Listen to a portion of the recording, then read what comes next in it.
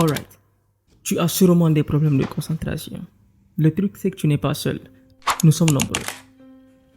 Et ce n'est pas moi qui le dis, c'est une étude qui a été menée. Apparemment, notre attention span s'est réduit de moins en moins et est passé de 2,5 minutes lorsqu'on utilise les outils électroniques en 2000 à maintenant près de 47 secondes.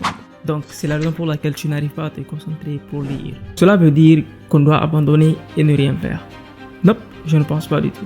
Un de mes amis a écrit un livre et je me dois de le lire. Parce que, je l'ai acheté. Mais comment je fais pour me concentrer dans un monde où tout se passe extrêmement vite et où j'ai mon téléphone en main tout le temps? Voilà ce qui a marché pour moi et je suis sûr que ça peut t'aider. Lire plus vite et pendant une durée déterminée. Apprends des techniques comme le balayage ou le saut visuel. Cela implique tout simplement de déplacer rapidement tes yeux sur la page pour saisir les mots-clés et les idées principales, plutôt que de lire chaque mot un par un. Comme tu n'es pas habitué, cela te force à te concentrer pour mieux comprendre le contenu. Et en même temps, tu peux te fixer une limite de temps de lecture.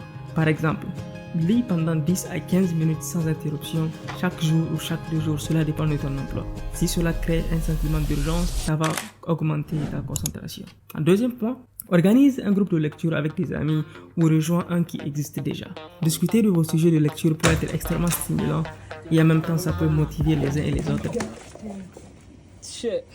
En même temps, tu peux te fixer des défis de lecture avec tes amis, comme lire un certain nombre de pages ou de chapitres avant votre prochaine rencontre. Moi, je me rappelle que c'est un truc qui m'a beaucoup aidé lorsque je voulais lire des livres en anglais avec mon camarade de chambre. Il m'a forcé à lire beaucoup de livres. Je pense qu'en 2 mois, j'avais lu une quinzaine de livres. Je ne me rappelle plus, c'était il y a 2 ans, mais c'était extrêmement pertinent. Un troisième point, lis ce qui te passionne.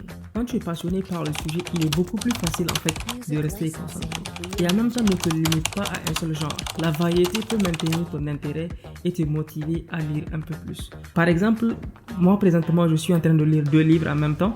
Le livre que mon ami a écrit, celui dont je te parle, Don't You Forget, qui est un livre de psychologie captivant d'une femme qui a perdu la mémoire et maintenant elle essaie de se retrouver. Et le deuxième livre, c'est Unfair Advantage, qui est un livre qui parle de pourquoi les gens normaux peuvent réussir et comment mettre les atouts de notre côté. Je vais vous faire une vidéo sur ça bientôt, donc abonne-toi pour ne pas la rater si ce n'est pas déjà fait. Et cela va nous amener au prochain point. Il faut que tu lises pour enseigner quelqu'un d'autre. Pendant que tu lis, prends des notes, comme si tu devais expliquer le contenu à quelqu'un d'autre. Cela te force à comprendre et à retenir l'information. Après avoir lu, essaie d'expliquer ce que tu as appris à un ami ou dans une vidéo, même si tu n'as pas à la poster. Cela renforce ta compréhension en fait et en même temps ta capacité à mémoriser le contenu du livre.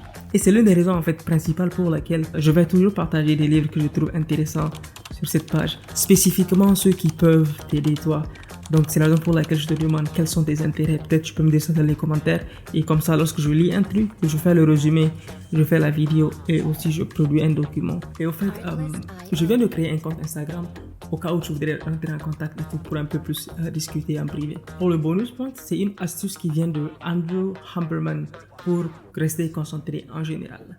Il dit, il faut que tu regardes un point fixe pendant 30 à 60 secondes.